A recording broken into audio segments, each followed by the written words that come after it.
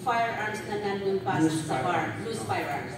Nakikipag-meeting po tayo. In fact, kahapon, may meeting kami sa CBFSC. Ito yung first meeting namin. Bagamat hindi pa nagsisimula yung election period natin, yet our monitoring of the situations on the ground started way beyond the election period.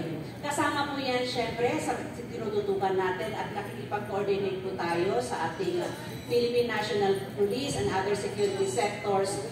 Nung nakaraang eleksyon, meron pong mga loose firearms na i-surrender na hilingan nila sa CBFSC ng authority to transport. Marami po yun. Tsaka patuloy yung pag-a-account nila sa ibang mga firearms pa na nanigdugdug pa sa lugar. But considering that we have heightened our security preparations, and as long as these firearms are accounted, hindi naman po maging malaking threat siya sa ating eleksyon kasi mas marami naman po ang armadong pwersa natin na kayang mag-maintain ang peace and order sa ating lugar.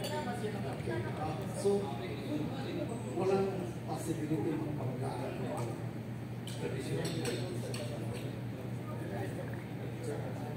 the possibility remains always. We are exploring naman kung ano yung pwedeng gawin to prevent the escalation of the tension kung magkaroon man dun sa lugar. But for now, wala pa tayong nakikita problema dun sa lugar.